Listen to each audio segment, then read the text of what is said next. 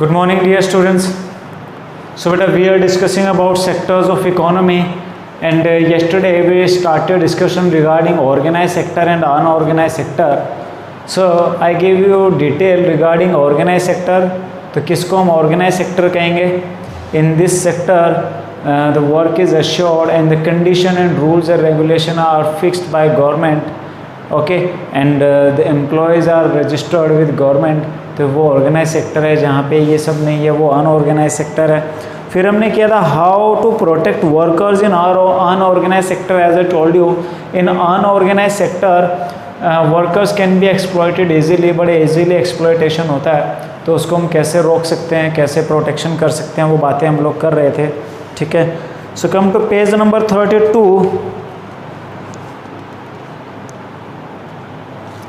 Page number 32 पे right side से start करेंगे हम.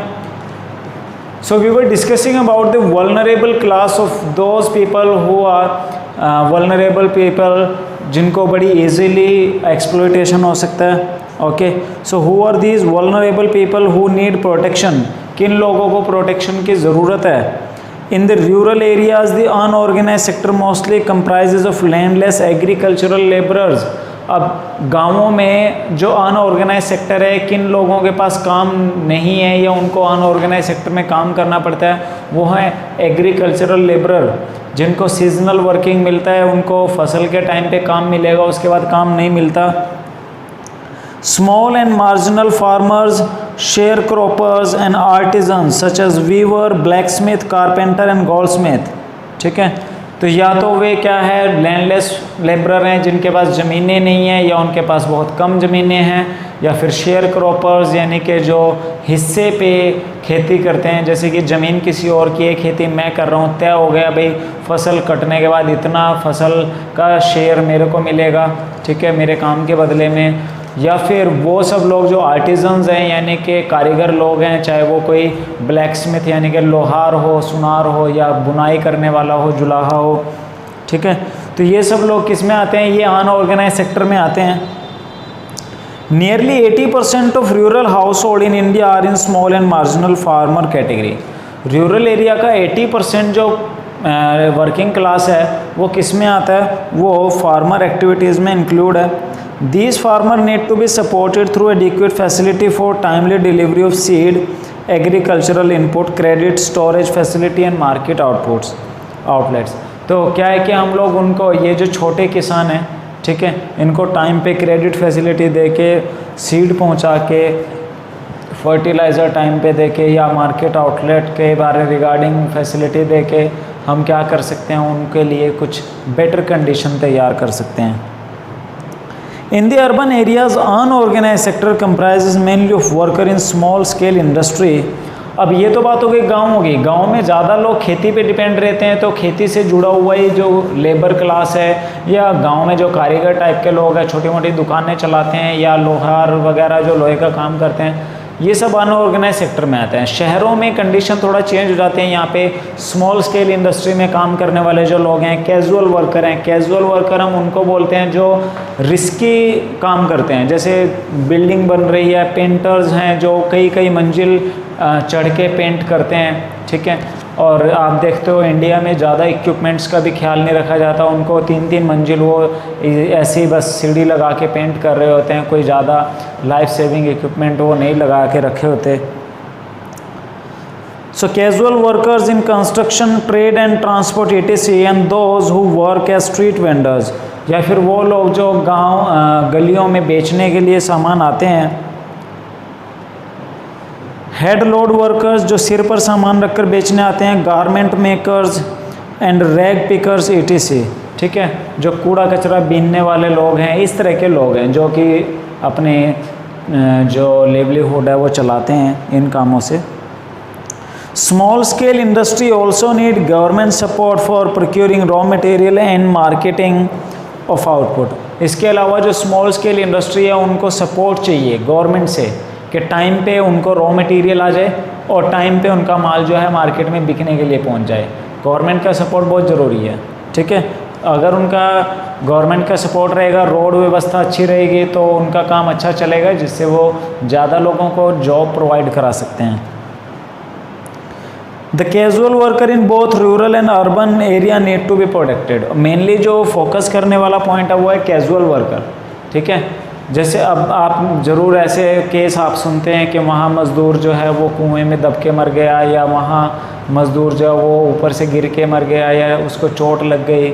तो रीज़न क्या है? ओनर्स जो हैं वो पैसा बचाने के चक्कर में, या जो काम दे रहा है उनको वो पैसा बचाने के चक्कर में लाइफ सेविंग इंस्ट्रूमेंट पे पैसा नहीं लगाते। या फैक्ट्रीज़ हैं जिन फैक्ट्रीज़ में थोड़ा डेंजरस काम होता है, वो अपने वर्कर्स की सेफ्टी पे ज़्यादा मेजर्स इस्तेमाल नहीं करते, ठीक है। अदरवाइज़ फॉरेन कंट्रीज़ में इतना ढीला नहीं रहता, वहाँ पे हर सेफ्टी मेजर को प्रेफर किया जाता है, ठीक है। चाहे वो आग बुझाने वाले हों या फिर किसी भी तरह की लाइफ सेविंग इक्विपमेंट्स हो, वो पूरी तरीके से यूज़ करते हैं। So we also find that majority of worker from schedule caste, tribes and backward communities find themselves in the unorganised sector. ज़्यादातर जो आपको लेबर क्लास मिलेगी या कैजुअल वर्कर्स मिलेंगे, ठीक है, ज़्यादातर आपको शेड्यूल कास्ट या फिर शेड्यूल ट्राइब या बैकवर्ड कम्युनिटी से ही मिलेंगे, क्योंकि एक लॉन्ग पीरियड से वो लोग डिप्राइव थे सोसाइटी से, यही छोटे मोटे काम उनको करने पड़ते थे। तो वो जो हिस्ट्री है वो उनको आज भी उसी प्रोफेशन में रखे हुए है।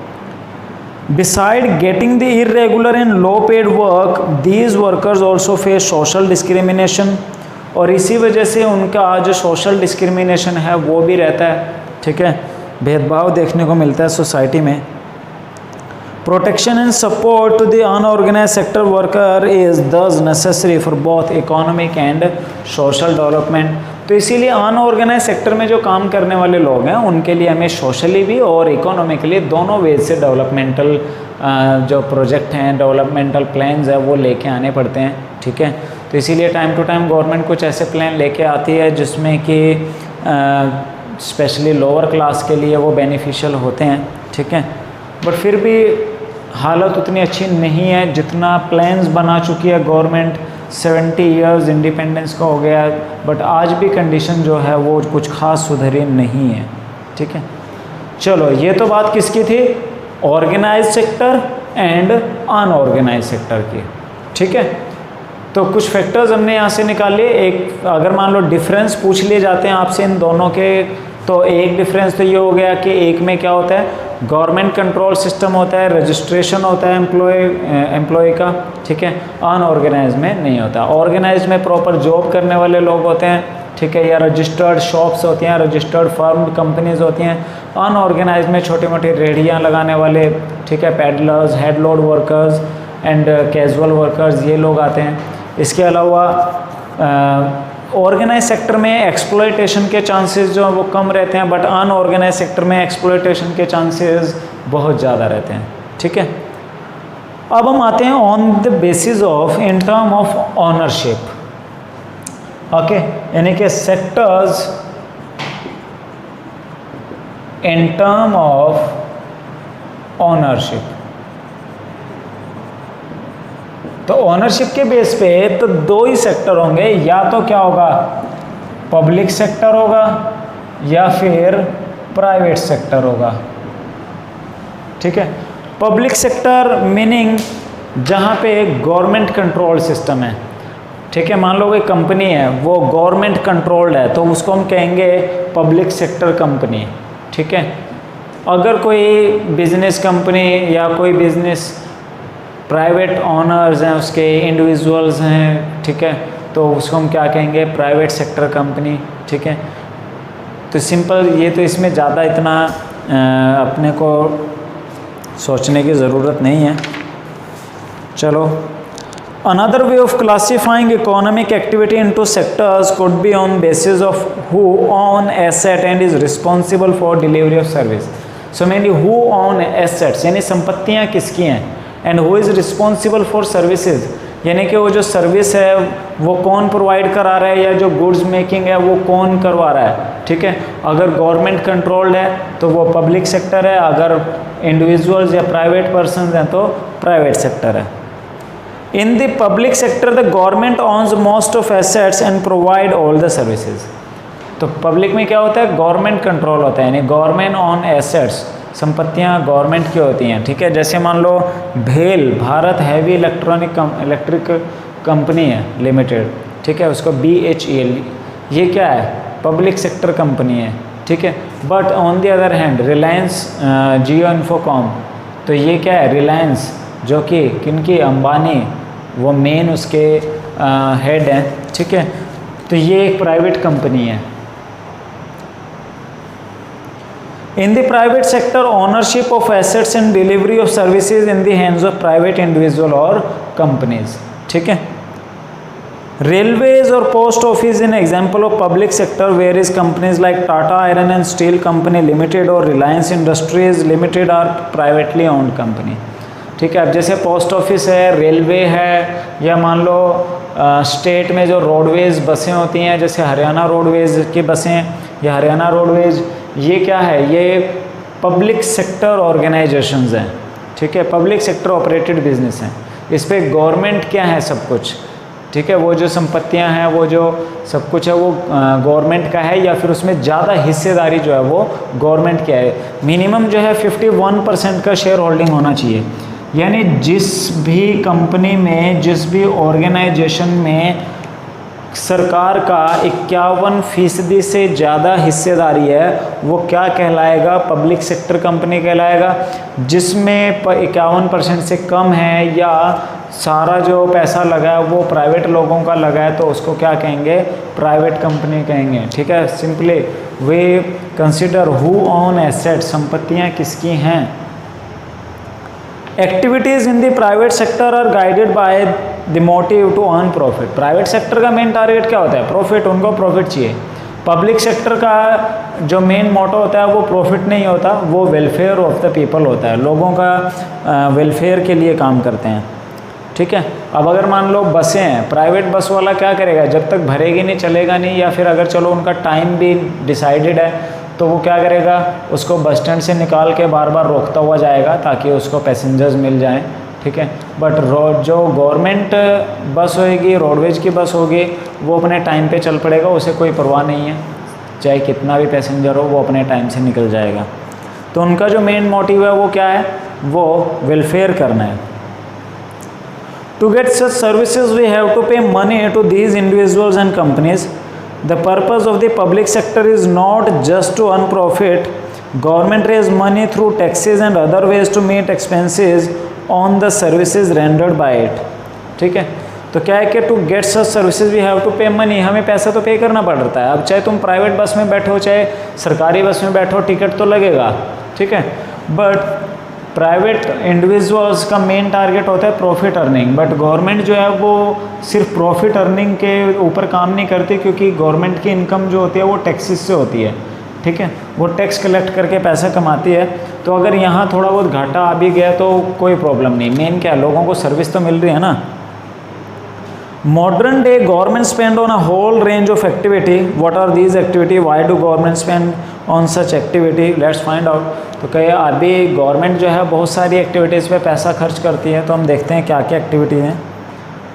There are several things needed by the society as a whole but which the private sector will not provide at a reasonable cost. बहुत सारी ऐसी चीज़ें हैं, बहुत सारी ऐसी सर्विसेज हैं जो लोगों के लिए इम्पोर्टेंट हैं, बट नो प्राइवेट और individual company willing to provide these services. वो मान लो मेरे मोहल्ले में पार्क नहीं है, ठीक है, मेरे मोहल्ले में पार्क होना चाहिए, इवनिंग वगैरह वॉक करें, मॉर्निंग वॉक करें, बच्चे खेलें उसमें, ठीक है।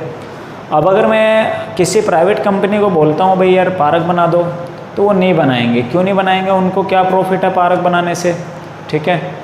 बट गवर्नमेंट क्या करेगी, पार्क बना देगी, पार्क, क्योंकि गवर्नमेंट का मेन मोटिव प्रॉफिट कमाना नहीं है, वेलफेयर करने का है, ठीक है। इसीलिए ये जो नॉन प्रॉफिट काम होते हैं, पार्क बना दिए, ठीक है, कहीं पे नल लगवा दिया, या बहुत सारी गलियां बनती हैं। अब मेरी गली बना के सरकार को क्या प्रॉफिट हो गया, बल्कि खर्चा ही हुआ है, बट वो वेलफेयर के लिए था, ठीक है, लोगों को तंगी नहीं होएगी अभी। तो मेनली गवर्नमेंट का टारगेट क्या रहता है, वो वेलफेयर होता है, ठीक है, क्योंकि वो अब मान लो मेरी गली कोई प्राइवेट कंपनी क्यों बनाने लगी, उसको कोई प्रॉफिट नहीं होगा, ठीक है। So why some of these need spending large sum of money which is beyond the capacity of private sector? अब कुछ ऐसे प्रोजेक्ट भी है जिन पे बहुत पैसा लगता है, प्राइवेट इंडिविजुअल उन सेक्टर पे पैसा लगाने का इच्छुक नहीं होते क्योंकि उनको वहाँ से प्रॉफिट नहीं आना होता, ठीक है। हाँ, अगर प्रॉफिट आना हो, मान लो हमने क्या किया, किसी कंपनी को टोहाना से लेके चंडीगढ़ तक की सड़क बनाने का ठेका दे दिया, उसको बोल दिया भाई तुम यहाँ से फिर हर गाड़ी से चार्ज ले सकते हो, टोल टैक्स ले सकते हो, ठीक है। तो वो बना देगी सड़क, बट जो एग्रीमेंट हुआ है जितने साल के लिए उसको छूट दी है प्रॉफिट लेने की, वो प्रॉफिट लेगी। अब अगर कंपनी को लग रहा है हाँ प्रॉफिट हो सकता है, तब तो वो सड़क बनाने का ठेका लेगी, अदरवाइज़ नहीं लेगी। मेन, क्योंकि उनका तो मेन जो मोटो है वो प्रॉफिट कमाने का है। So also collecting money from thousands of people who use these facilities is not easy. Even if they do provide these things, they would charge a high rate for their use. अगर कोई service private company provide भी करती है तो वो उसके बदले में पैसा लेती है। अब मैंने आपको एग्जांपल दिया, मान लो अगर कोई रोड प्राइवेट कंपनी ने बना भी दिया तो वो क्या लेगी, टोल टैक्स लेगी, ठीक है। अगर मान लो कोई पार्क, अम्यूज़मेंट पार्क किसी कंपनी ने बना भी दिया तो टिकट रख देगी, टिकट लेगी वहाँ एंटर करने का, ठीक है। तो क्योंकि उनको तो प्रॉफिट कमाने का है, तो इसीलिए वो जितना ज़्यादा अर्न कर सकती है उतना कोशिश वो करेंगे। Example are construction of roads, bridge, railway, harbors, generating electricity, providing irrigation through dams, etc. Thus, government have to undertake such heavy spending and ensure that these facilities are available to everyone. अब इसीलिए dam बनाना, bridges, railway, harbours, okay, road, ये सारे काम कौन करता है, government करती है, ठीक है। और कोशिश करती है कि उसका फ़ायदा जो है हर किसी को पहुँचे, और बहुत पैसा लगता है उस पर। अब गवर्नमेंट वहाँ प्रॉफिट कमाने के टारगेट से काम नहीं करती, ठीक है। There are some activities which the government has to support, कुछ ऐसे और भी वर्किंग्स हैं जो गवर्नमेंट को सपोर्ट करने पड़ते हैं। The private sector may not continue their production और business unless government encourages it. कुछ ऐसा, अब ऐसा नहीं है कि गवर्नमेंट सिर्फ लोगों के लिए, कई बार तो ऐसा होता है गवर्नमेंट को प्राइवेट कंपनीज़ को भी पैसा देना पड़ जाता है, किस लिए, ताकि वो अपना बिजनेस मेंटेन रखें, क्योंकि उनके बिजनेस से कहीं ना कहीं लोग जो होते हैं वो डायरेक्टली लिंक्ड होते हैं, हिट होते हैं। For example, selling electricity at the cost of generation may push up the cost of production of goods in many industry. अब इसका एग्जाम्पल कहाँ है, इसका एग्जाम्पल है गवर्नमेंट क्या करती है, जो इलेक्ट्रिसिटी कंपनीज होती हैं उनको सब्सिडी देती है। सब्सिडी क्या होता है बेटा, फॉर एग्जांपल उनको पर यूनिट का कॉस्ट आ रहा है 6 रुपये। अब प्राइवेट कंपनियां, प्रॉफिट तो उसको कमाना है, वो मिनिमम 7 रुपीज़ पर यूनिट तो बेचेगी।